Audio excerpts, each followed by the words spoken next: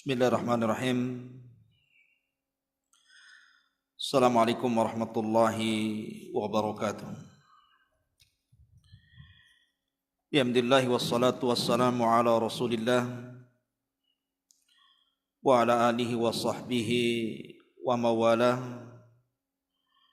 wa la hawla wa la quwata illa billahi wa ba'du. Alhamdulillah, pada malam hari ini kita bisa melanjutkan kajian kita, masih membahas tentang a'immatul huda dari ulama-ulama hadis. Dan malam ini kita akan membahas seorang ulama yang dikenal dengan alim fil jarhi wa ta'dil, seorang alim dalam bab ilmu ilal atau dikenal dengan ilmu al-jarh wa ta'dil. Siapa dia? Dialah Muhammad ibn Idris ibn Mungdir al-Handali, atau dikenal atau lebih dikenal dengan Abu Hatim Ar-Razi. Abu Hatim Ar-Razi. Ma'asyiral muslimin yang dimuliakan Allah Subhanahu wa taala, Abu Hatim Ar-Razi ini menarik perjalanan dalam rangka menuntut ilmu untuk kita kaji pada malam hari ini. Bahkan Abu Hatim dikenal ulama yang paling banyak melakukan rihlah, melakukan perjalanan untuk thalabul ilmi, sehingga guru-gurunya mencapai 3.000 lebih. Dia berguru kepada 3.000 lebih para ulama, melebihi daripada Ibnu Hibban yang hanya berguru kepada 2.000 lebih ulama. Padahal Ibnu Hibban itu sudah dianggap paling banyak gurunya.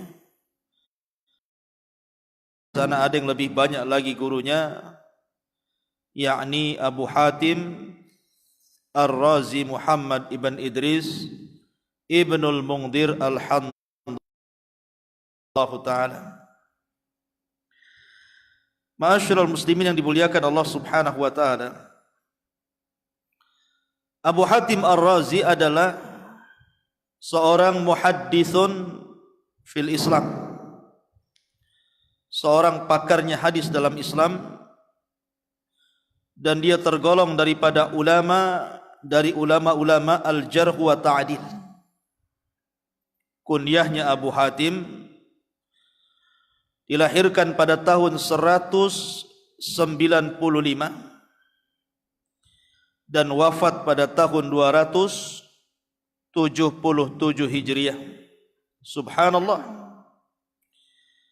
Dia memiliki anak namanya Abdurrahman ibn Abi Hatim. Itu seorang muhaddis, dan sangat sedikit sekali seorang muhaddis punya anak muhaddis. Seperti Abu Hatim Ar-Razi punya anak namanya Abdurrahman ibnu Abi Hatim Ar-Razi rahimahullahu ta'ala. Nanti ada kisahnya menarik untuk kita kaji. Ma'asyiral muslimin yang dimuliakan Allah Subhanahu wa ta'ala, sebagaimana kebiasaan para ulama, maka Abu Hatim Ar-Razi ini memang dari kecil sudah dicintakan ilmu, dicintakan dengan ilmu dan juga rihlah. Jadi ketika dia sudah menikah, kemudian ada yang mengatakan istrinya sedang hamil, kemudian dia berangkat untuk thalabul ilmi. Ketika itu usianya ada yang mengatakan 20 tahun. Maka dia pun kemudian berangkat dari Maruz menuju Baghdad untuk talabul ilmi. Dan subhanallah, Abu Hatim Ar-Razi ini karena memang termasuk ulama yang miskin, sehingga rihlahnya itu tidak menggunakan kendaraan, tetapi dengan cara jalan kaki. Bayangkan, dari Maru ke Baghdad itu bukan perjalanan yang dekat, tidak, itu perjalanan yang jauh sekali, bermil-mil. Dan Abu Hatim Ar-Razi hanya membawa perbekalan sedikit. Tidak banyak dia membawa perbekalan untuk mencari ilmu dalam rangka mencari hadis Nabi sallallahu alaihi wasallam. Sehingga dia pun berjalan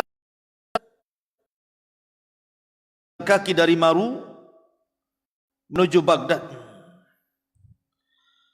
Lah kemudian setelah sampai di Baghdad, dia pun kemudian berkeliling kepada para ulama Baghdad. Memang kala itu Baghdad adalah tempatnya para ulama. Terlahir para ulama-ulama dunia, ulama-ulama hadis di Baghdad itu. Sehingga Baghdad itu adalah pusat tujuan ulama-ulama yang hendak belajar hadis. Salah satunya tujuan yang pertama yang dituju oleh Abu Hatim Ar-Razi ini Baghdad dulu. Dia keliling kepada ulama Baghdad, Allah takdirkan habis bekalnya. Habis bekalnya. Akhirnya kemudian satu persatu pakaiannya dijual. Sampai akhirnya pakaian demi pakaian dia dijual, sampai tidak tersisa kecuali itulah pengorbanan Abu Hatim Ar-Razi menjual pakaiannya. Sampai akhirnya ketika tidak ada lagi yang dijual, celana sudah tidak ada, pakaian sudah tidak ada, dia pun kemudian kehabisan bekal. Akhirnya dia mengalami kelaparan. Dan ingat, Abu Hatim Ar-Razi sangat zuhud dan wara, dia tidak mau minta-minta. Dikisahkan bahwa 7 hari 7 malam dia tidak makan. Dia hanya minum saja. Hanya minum, lapar dia minum karena tidak ada yang dimakan. Sampai akhirnya pada suatu malam kawannya datang, tidak tahu kondisi Abu Hatim Ar-Razi ini 7 hari tidak makan. Tidak bisa bayangkan, 7 hari tidak makan. Kemudian melihat Abu Hatim terbaring, lemas karena memang tidak makan, hanya minum saja. Maka kawannya kemudian bertanya dan mengatakan, kaifa haluka ya ibn Hatim? Apa masalahmu dengan wahai Abu Hatim? Kenapa kau seperti ini? Kemudian dia mengatakan, 1 minggu ini aku belum pernah makan. Aku hanya minum sehingga aku terbaring, dan lihatlah kondisiku sekarang.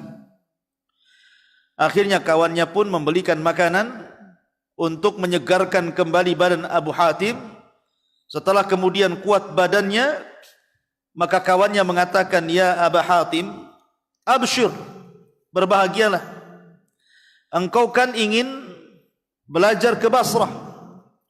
Bagaimana kalau seandainya kita berangkat ke Basrah? Aku yang danai perjalanan ini. Akhirnya ketika itu kawannya punya uang cuma 1 dinar. Maka 1 dinar dibagi 2. Kemudian untuk membeli perbekalan makanan selama di perjalanan. Berangkatlah 2 orang ini dari Baghdad menuju Basrah, jalan kaki. Kemudian akhirnya setelah sampai di Basrah, dia pun berkeliling kepada ulama-ulama Basrah. Setelah kemudian berkeliling kepada ulama Basrah, kemudian mengambil ilmu daripada ulama Basrah, akhirnya kemudian Abu Hatim mengajak kawannya ini untuk safar ke tempat lain, rihlah ke tempat lain. Tapi kawannya tidak mau dan mengatakan, saya mencukupkan talabul ilmi di Basrah. Kalau engkau hendak melakukan perjalanan ke tempat lain, silakan. Akhirnya kemudian Abu Hatim pun 2 kawan lagi. Maka berangkatlah bertiga Abu Hatim dan dua kawannya ini. Lah akhirnya kemudian Abu Hatim pun mulai melakukan perjalanan ke Yaman, ke Bahrain, ke Damaskus, ke Kufah, ke beberapa tempat di mana para ulama dunia kala itu masih hidup, maka didatanginya. Lah ada kisah yang menarik yang ingin saya kisahkan. Dalam perjalanan dari Bahrain menuju Mesir, kemudian setelah itu ke Afrika, kemudian dari Afrika kemudian ke Syam, kemudian dari Syam kembali ke Mekah dan Madinah, dan dari Mekah ke Madinah kemudian pulang kembali ke Maruz, ke tempatnya. Jadi perjalanan pulang dia dari Mekah kemudian ke Madinah, kembali ke tinggalnya di Maruz. Dia pun kemudian berjalan kawannya di jalan sampai akhirnya, karena tidak bisa kecuali lewat kapal, maka Abu Hatim dengan kawannya pun ikut naik kapal. Allah takdirkan kapal itu dipermainkan ombak. Kapal itu dipermainkan ombak selama sittata asyhur. Bayangkan 6 bulan kapal itu tidak jelas tujuannya, digoyang sana digoyang sini. Akhirnya terpaksalah kemudian perbekalan orang-orang yang ada di kapal itu dibuang ke lautan untuk memperingan kapal. Akhirnya ada yang tidak tahan bulan di kapal kemudian mati. Ya, ada juga yang kemudian sakit macam-macam. Rupanya kapal itu terhempas. Kemudian Abu Hatim dan kawan-kawannya baru siuman, baru sadar berada di tepian laut. Lah kemudian Abu Hatim setelah sadar dan juga kawannya sadar, akhirnya mereka berusaha untuk mengumpulkan tenaga, kemudian melakukan perjalanan kembali. Maka karena memang sudah tidak ada bekal, mereka pun kelaparan, ditambah kemudian cuaca yang sangat ekstrim, akhirnya satu persatu kawannya ini pingsan. Tidak tahan, kemudian pingsan. Dan kata kawannya yang pertama pingsan, lanjutkan saja kalian berjalan. Kemudian berjalan, Abu Hatim pingsan lagi, tidak tahan. Kata Abu Hatim, kau saja terus melaksanakan. Subhanallah, hampir mengalami kematian. Lah di tengah-tengah itulah kemudian datanglah satu kaum dari lautan itu, melihat ada orang yang tergeletak. Kemudian ditolonglah oleh kaum ini. Pertama kawannya Abu Hatim yang di depan diberikan minum, kemudian siuman. Kemudian kata kawannya, ada kawan saya di belakang saya, Abu Hatim, tolong dia. Akhirnya mereka pun mencari Abu Hatim. Siuman, kemudian sadar, kata Abu Hatim, di belakang saya ada kawan saya lagi di belakang saya. Wa adhunnu annahu qad halak, dan saya sangka mungkin dia sudah mati. Rupanya ketika kaum tersebut menolong kawannya yang ketiga, Allah takdirkan meninggal dunia. Jadi tinggal 2 orang yang masih hidup. Akhirnya kemudian dibawalah oleh kapal tersebut menuju Maru. Tetapi karena kapal itu tidak menuju ke sana, akhirnya hanya diberhentikan di tengah jalan sambil memberikan surat. Rupanya orang yang ada di kapal itu kenal baik dengan khalifah atau pemimpin negeri tersebut. Kata orang-orang yang di kapal, ya Abu Hatim, setelah kau berjalan, carilah pemimpin negeri tersebut, kasihlah surat ini. Saya kawan baik dia. Akhirnya kemudian Abu Hatim turun dari kapal, melaksanakan perjalanan. Lah di tengah jalan habis lagi bekal yang diberikan oleh orang kapal itu. Habis bekal lagi. Subhanallah, bayangkan. Ya. Akhirnya ditolong orang, kemudian dimakan minum. Setelah kemudian sehat, dia pun melakukan kembali menemui sang khalifah, sang penguasa negeri tersebut. Ketemulah, akhirnya diberikanlah surat dari orang kapal itu.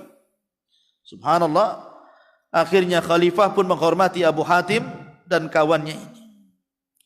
Setelah kemudian dihormati luar biasa, karena sang khalifah mengetahui dari wajah beliau Abu Hatim Ar-Razi ini bukan wajah penjahat, tapi wajah ulama bersinar, sehingga akhirnya sang khalifah pun menghormati dengan sangat hormat Kemudian setelah beberapa waktu di tempat, kemudian di perjalanan pulang kemana? Ke rumahnya di Maru. Ya. Ma'asyiral muslimin yang dimuliakan Allah Azza wa Jalla, Abu Hatim ini 14 tahun dia meninggalkan rumah. Jadi ketika istrinya hamil, dia tinggalkan itu. Otomatis ketika anaknya lahir, sudah 14 tahun. Maka Abu Hatim pun ketika sampai saja di rumahnya, dia melihat anaknya sudah dewasa. Subhanallah, Abdurrahman bin Abi Hatim tidak pernah bermaksiat satu kali pun, menunjukkan bahwa bimbingan ibunya luar biasa. Walaupun ketidakhadiran ayahnya yang sedang talabul ilmi, tetapi peran ibu itu luar biasa. Pada Abu Hatim sedang rihlah talabul ilmi, tapi ibunya mendidik Abdurrahman bin Abi Hatim itu luar biasa. Diajari Quran sampai dia hafal Quran sebelum balik, diajari adab, akhlak, dan tidak pernah bermaksiat sedikit pun kepada Allah Subhanahu wa taala. Betul-betul terdidik di atas adab. Maka Abu Hatim pun sangat bahagia melihat anaknya. Ketika Allah Subhanahu wa taala dunia hasanah, maka yang dimaksud hasanah di sini sebagian ulama mengatakan adalah apabila seseorang memiliki pasangan yang saleh dan saleha, kemudian anak yang saleh dan saleha, itulah hasanah dunia. Ya. Ma'asyiral muslimin yang dimuliakan Allah Azza wa Jalla. Akhirnya kemudian Abu Hatim pun mulai memberikan ilmu yang selama ini dia cari di perjalanan rihlah talabul ilmi kepada Abdurrahman, dan Abdurrahman sangat bangga dengan bapaknya. Di sana Abu Hatim ingin mengajak anaknya untuk rihlah kedua kalinya. Bagaimana kalau kita rihlah lagi untuk talabul ilmi? Subhanallah. Pada Abu Hatim sendiri tadi sudah saya ceritakan, selama rihlah talabul ilmi hampir mati. Ya, dari satu daerah ke daerah berikutnya hampir mati. Karena hanya jalan kaki masalahnya. Karena dia bukan orang kaya. Tapi subhanallah jawaban anaknya ketika itu belum balik, masih 14 tahun. Mendekati balik, dia hanya menjawab ajakan seperti jawab persis seperti jawaban Nabi Ismail kepada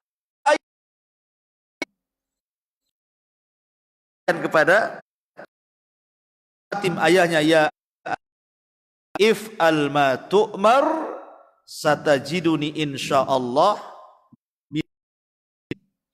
Wahai ayahku, lakukanlah sekehendakmu dan engkau akan mendapati anakmu ini termasuk hamba Allah yang sabar. Tapi ini kasihan dengan istrinya. Bayangkan 14 tahun sudah ditinggalkan, ambil anaknya talabul ilmi lagi, dah berapa tahun lagi? Akhirnya untuk melembutkan hati istri, dia tidak bicara dengan istrinya bahwa Abu Hatim itu akan diajak rihlah talabul ilmi, tapi mau diajak haji. Ya, karena mau diajak haji, maka istrinya kemudian dengan sangat berat hati kemudian melepaskan suami yang baru saja datang, membawa anaknya untuk berangkat haji ke Mekah. Berangkatlah kedua orang ini dari Maru ke Mekah. Ketika sampai di tempat namanya Tan'im, ketika itu usia Abdurrahman bin Abi Hatim menginjak balik.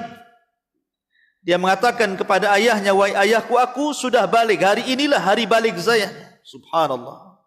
Abu Hatim bahagia dengan baliknya anaknya. Kenapa? Dia sudah balik berarti sempurnalah Islam dia. Karena hajinya sudah sempurna, dia sudah balik. Bersyukur kepada Allah Azza wa Jalla, anaknya sudah balik. Akhirnya kemudian diajak haji. Lah setelah kemudian selesai haji, Abu Hatim mengatakan, wahai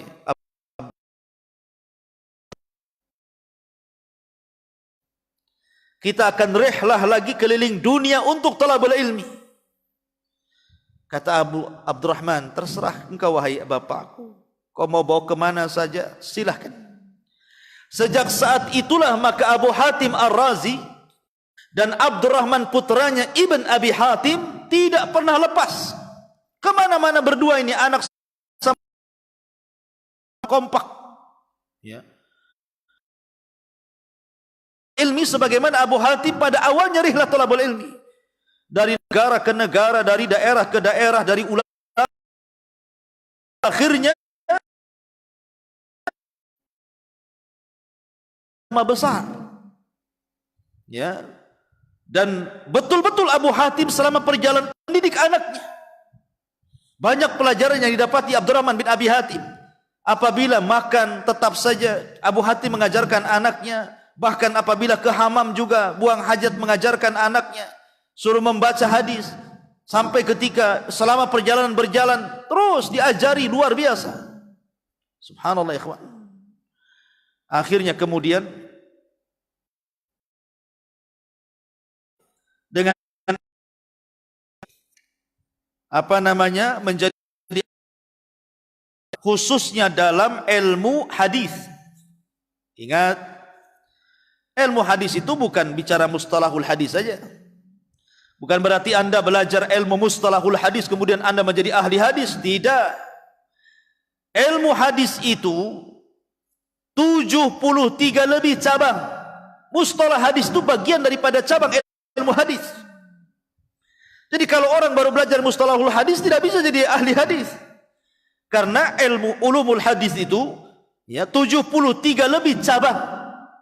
Sehingga mustalah hadis bagian daripada itu. Lah Abu Hatim menguasai seluruh bidang-bidang ilmu hadis. Bahkan dia pakarnya dalam al-jarh wa ta'dil ataupun ilmu ilal. Pakarnya luar biasa Abu Hatim ini. Ma'asyiral muslimin yang dimuliakan Allah Subhanahu wa taala. Lah selama rihlah itulah Abu Hatim melihat putranya luar biasa. Ibadahnya menjangkau ibadah bapaknya. Sampai suatu malam Abdurrahman ini sudah saat malam ba'da isya itu tidak bergerak kecuali setelah adzan fajar. Tidak bisa bayangkan. Orang bisa sholat selama itu. Ba'da isya dia sholat sampai adzan subuh baru berhenti sholat sunnah. Siapa yang bisa berdiri seperti itu? Sholat tarawih saja kadang-kadang cari masjid yang paling cepat, yang paling singkat, kalau bisa 5 menit 23 rakaat kan gitu. Kan begitu ya. Kadang-kadang yang 11 rakaat kesalip pula sama yang 23 rakaat. Sehingga banyak orang-orang yang kemudian memilih masjid bukan karena khusyuk murattal tartilnya, akan tetapi karena cepat dan singkatnya, atau istilah lain kilat khusus. 5 menit tuntas, ya kan? Lah Abu Hatim ini ba'da isya dia salat sampai dia fajar, coba bayangkan. Sampai bapaknya kasihan. Meminta kepada anaknya untuk istirahat. Istirahat nak lah gitu. Tapi lihat jawaban anak Hatim Abdurrahman bin Abi Hatim. Ya abati inna rahati fis salati. Wahai bapakku, sesungguhnya istirahatku justru ada dalam salat. Persis seperti sabda Nabi SAW kepada Bilal bin Rabah, ya Bilal arihna bis salat. Wahai Bilal, mari istirahat dengan salat. Jadi bahkan suatu ketika Abu Hatim ini salat panjang banget. Dan orang-orang pun kemudian mengatakan, wahai Abu Hatim, bagaimana kalau anakmu Abdurrahman melihatmu? Maka Abu Hatim mengatakan, kalau kau tanya Abdurrahman, maka aku tidak bisa membandingi ibadahku dengan dia. Dia lebih hebat dibandingkan diriku. Ma'asyiral muslimin yang dimuliakan Allah Subhanahu wa taala. Lah Abu Hatim ini memang diberikan keunggulan oleh Allah Subhanahu wa taala, mampu menguasai ilmu ilal, jarh wa ta'dil. Maksudnya begini, menilai orang. Kalau ditanya ya Abu Hatim, si oh siqah, terpercaya, si fulan oh dhaif, si fulan matruk, si fulan sakit, si fulan wahin, si fulan maudhu. Jadi dia tahu tuh. Sampai suatu ketika ada seorang laki-laki membawa catatan banyak hadis Nabi SAW dan para perawi rijalul hadis. Kemudian akhirnya orang ini bertanya kepada Abu Hatim, ya Abu Hatim, ma ra'aita an fulan, bagaimana pendapatmu tentang si fulan? Kata Abu Hatim, si fulan kadzab. Bagaimana si fulan? Oh, si fulan thiqah. Bagaimana si fulan? Oh, si fulan soduk. Bagaimana si fulan? Oh, si fulan begini dan begitu. Kemudian orang ini mengatakan di hadapan Abu Hatim, ya Abu Hatim, ayatika wahyun minallah. Wahai Abu Hatim, kau dapat wahyu dari Jibril. Kenapa kau bisa mengatakan si fulan kadzab, si fulan thiqah, si fulan maudhu? Kata Abu Hatim, tidak. Ya. Kemudian ayatika ilham, ataukah ada wangsit di kepalamu sehingga kau bisa menghukumi enak saja si fulan dikatakan thiqah, soduk, kadzab? Tidak. Kemudian kata Abu Hatim, kalau kau tidak percaya tentang pengetahuanku tentang si fulan ini, Abu Zur'ah, datanglah engkau kepada orang qadhi di Naisabur. Kau datang kepada mereka, kau tanyakan tentang orang-orang itu. Akhirnya orang ini betul-betul berangkat, bertanya kepada Abu Zur'ah dan juga Yahya Az-Zuhli. Akhirnya ketika mereka mendengar dari Yahya Abu Zur'ah Ar-Razi, jawabannya takjublah dia dengan Abu Hatim. Subhanallah. Ya. Luar biasa pengetahuan tentang rijalul hadis atau ilmu ilal yang dikuasai Abu Hatim Ar-Razi rahimahullahu taala. Ma'asyiral muslimin yang dimuliakan Allah Subhanahu wa taala. Abu Hatim ini ada kisah yang menarik. Jadi ketika dia sudah menetap mengajar, sebelum wafatnya hampir 20 tahun dia mengajar di masjid. Di mihrab masjid itu ada tulisan Arab, mungkin bahasa kitanya kaligrafi lah. Ya, di mihrabnya itu ada tulisan kaligrafi.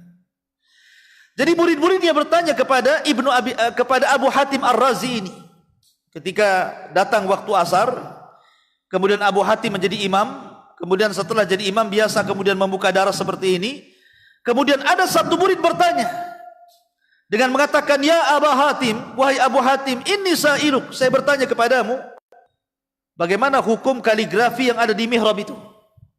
Kitabah yang ada di mihrab itu, menurutmu bagaimana hukumnya? Kata Abu Hatim, para ulama dulu memakruhkannya dan aku pun sama memakruhkannya. Ya.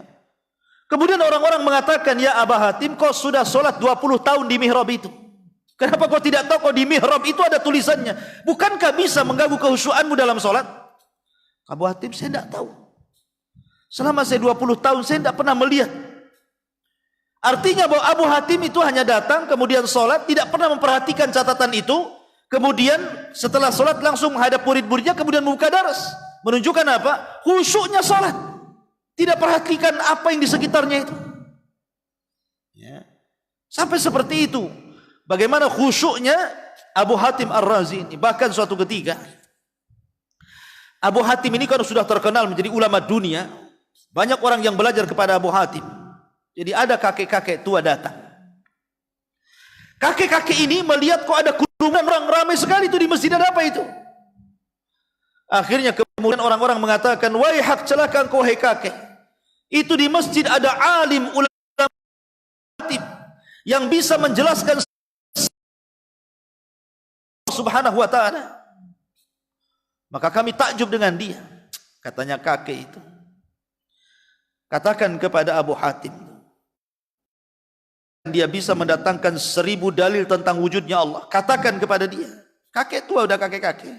Kata kakek ini, demi Allah, kalau dalam hati kita ini tidak ada keraguan 1000 kali terhadap Allah Subhanahu wa ta'ala, tidak perlu kita datangkan 1000 dalil tentang wujudnya Allah. Ngapain bawa-bawa dalil 1000 dalil? Asal hati kita bersih, ya, dan raguan 1000 ragu-ragu dalam hati kita, tidak perlu pakai 1000 dalil tentang wujudnya Allah katanya. Katakan kepada dia seperti itu.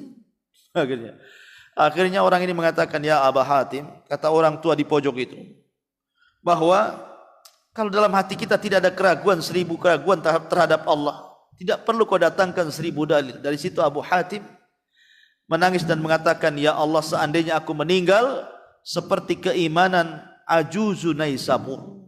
Lihat, fitrah itu menggiring orang untuk meyakini adanya Allah kan.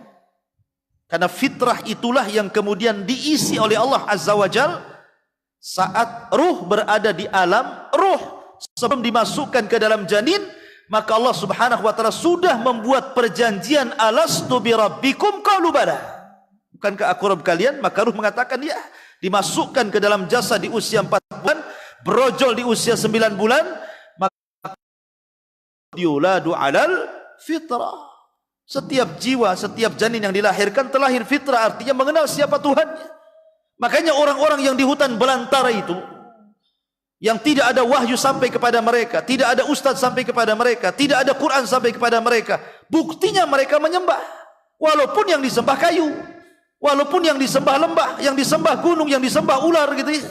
Yang jelas mereka nyembah. Ketika mereka menyembah, itulah berarti dalam hati mereka yakin ada Tuhan yang menciptakan mereka, cuman salah nyembah saja. Ya. Keyakinan ketuhanan sudah ada.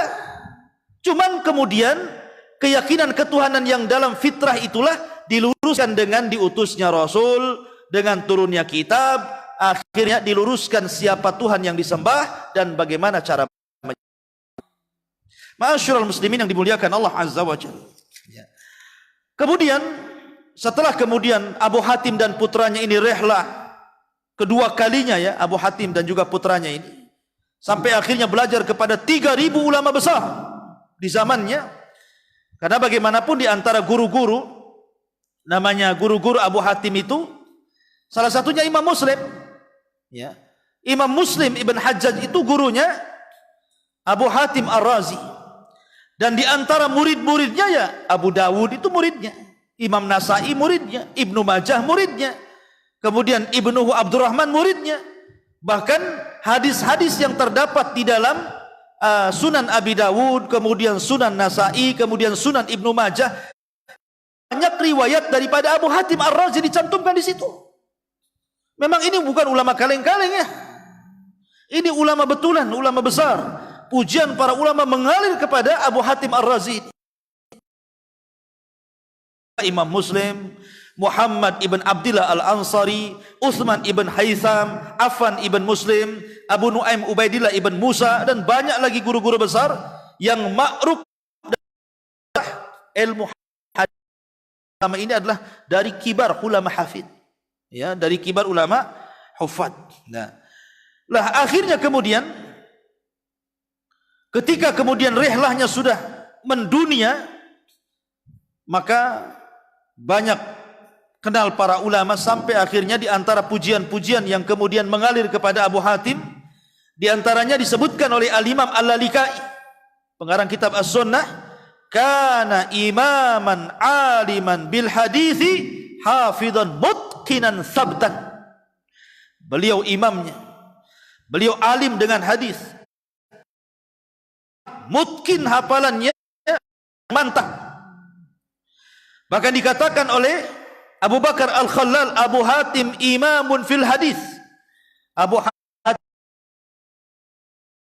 Bahkan Ibnu Katsir dalam Bidayah wa Nihayah mengatakan ahadul a'immatil huffaz al-asbat al-arifina bi'ila lil hadis wal jarh wa ta'dil. Beliau adalah salah seorang alim ulama hufaz, orangnya mantap, pengetahuannya tentang ilmu ilah dalam hadis dan jarh wa ta'dil tidak ada tandingannya.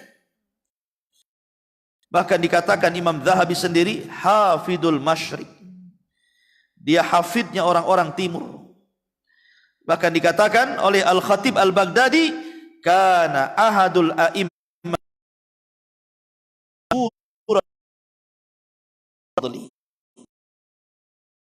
orang mantap yang masyhur oleh manusia. Ma'asyiral muslimin yang dimuliakan Allah Azza wa Jalla. Ada satu kisah yang menarik dalam perjalanan thalabul ilmi bersama Abdurrahman putranya. Jadi suatu ketika Abdurrahman ini di tengah jalan sakit parah dan hampir membawa kematian. Abu Hatim sudah tidak bisa lagi apa yang harus dilakukan, sudah diobati tidak sembuh-sembuh. Dan hampir meninggal nih Abdurrahman. Sementara itu anak satu-satunya.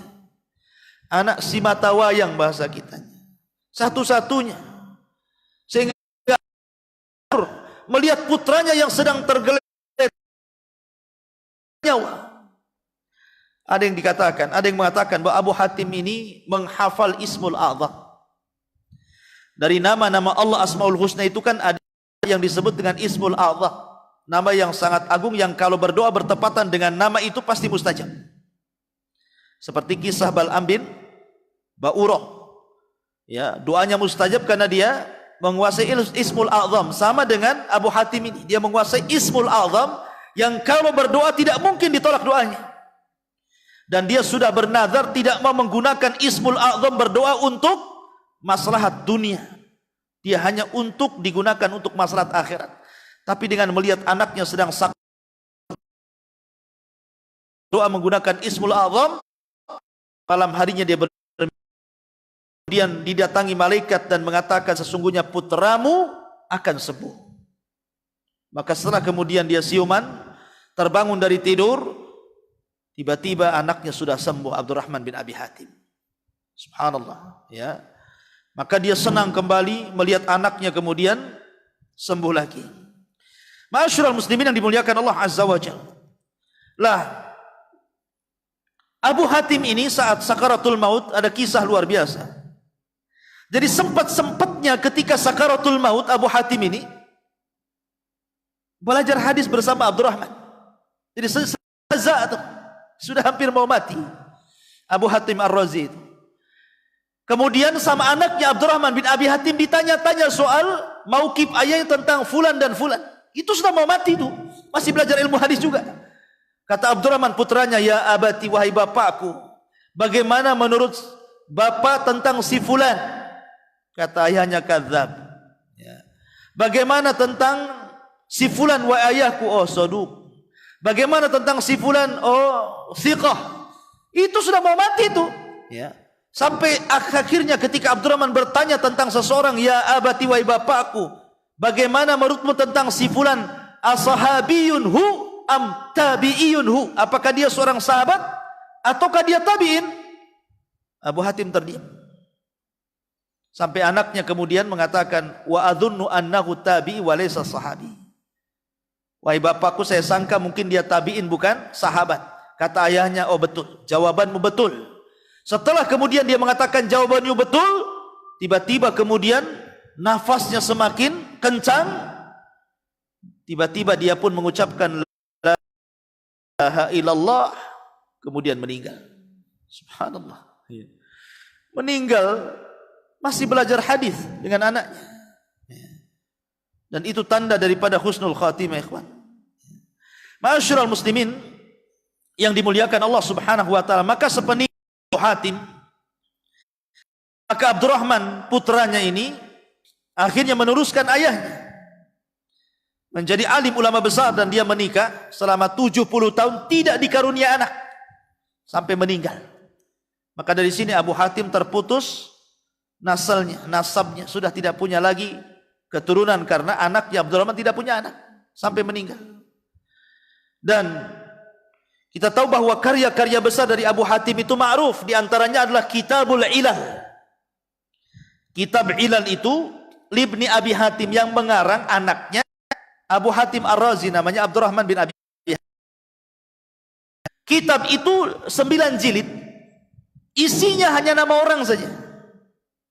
Pertanyaan tentang anaknya Abdurrahman kepada ayahnya Abu Hatim tentang bagaimana, wahai ayahku tentang si anu, si fulan, oh kadzab, ditulis kadzab. Si fulan soduk, ditulis soduk. Si fulan thiqah, ditulis thiqah. Gitu aja. Jadi isinya kitab itu hanya nama orang saja tuh. 9 jilid itu. Dan sedikit sekali pertanyaan yang dilontarkan kepada Abu Zur'ah hanya bisa dihitung dengan jari dalam kitab itu, ataupun pertanyaan kepada Yahya Az-Zuhli. Kebanyakanlah pertanyaan anak kepada bapak saja. Ya. Jadi anak bertanya kepada bapaknya gitu ya. Tentang masalah si fulan saja. Maka itu kata para ulama, itu akbar kitab fil ilal. Itu karya ilal yang paling besar yang pernah dikalang oleh Abdurrahman Ibn Abi Hatim, pertanyaan dia kepada ayahnya Abu Hatim di antaranya juga dia tafsir Abu Tafsir Abu Hatim Ar-Razi di antara, kemudian Tabaqatut Tabi'in, kemudian juga karyanya Du'afa wal Kadzabun wal Matrukun min Ashabil Hadis an Abi Zur'ah wa Abi Hatim Ar-Razaini. Kemudian banyak lagi beberapa karya, tetapi yang jelas bahwa ulama mengenang Abu Hatim sebagai ulama ilal, ulama al-jarh wa ta'dil. Tetapi di dalam kitabnya dia punya mauqif tentang masalah Bukhari. Ya, jadi ketika Imam Bukhari bermasalah dengan gurunya Yahya Az-Zuhli karena difitnah Imam Bukhari mengatakan Al-Quran makhluk, persoalan lafaz saja, maka kata Abdurrahman bin Abi Hatim, sesungguhnya bapakku tarakuhu meninggalkan Bukhari li ajli lafdil Quran, karena alasan dia mengucapkan lafaz Al-Quran makhluk. Padahal Imam Bukhari tidak mengatakan Quran makhluk. Dia memerinci. Yang dikatakan makhluk menurut Imam Bukhari itu suara yang membaca Quran, bukan kalimat yang keluar dari orang yang membaca Quran. Makanya ada istilah sautul qari, sautul qari wal kalamul bari. Itu istilah Bukhari. Ya. Tapi Abu Hatim sangat keras, dia mendukung gurunya Yahya Az-Zuhli dan meninggalkan Bukhari. Beda dengan Imam Muslim, dia membela Bukhari dan meninggalkan Yahya Az-Zuhli. Kalau Abu Hatim terbalik. Ya. Dan itu semua ijtihad para ulama. Wallahu a'lam. Intinya bahwa Abu Hatim Ar-Razi meninggal di bulan Sya'ban pada tahun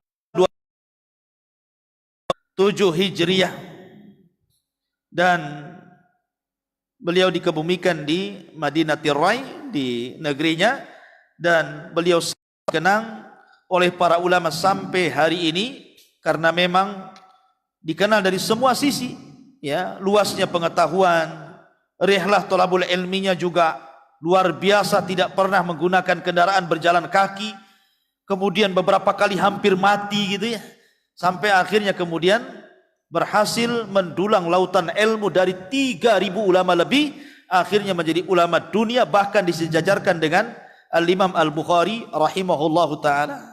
Wallahu a'lam bishawab. Ini di antara kisah Abu Hatim Ar-Razi, mengkisahkan ulama hadis yang lainnya nanti subuh. Ulama-ulama yang tidak kalah menarik untuk dikisahkan dan diambil ibrah pelajarannya. Tashabbahu illam yakun mithlahum fa inna tashabbahu bil kirami falahu. Contohlah orang-orang mulia walaupun tidak bisa seperti mereka, akan tetapi ketika mencontoh orang mulia kalian akan jadi mulia. Subhanakallah bihamdika, asyhadu an la ilaha illa anta astaghfiruka wa atubu ilaik. Allahu ta'ala alam. Assalamualaikum warahmatullahi wabarakatuh.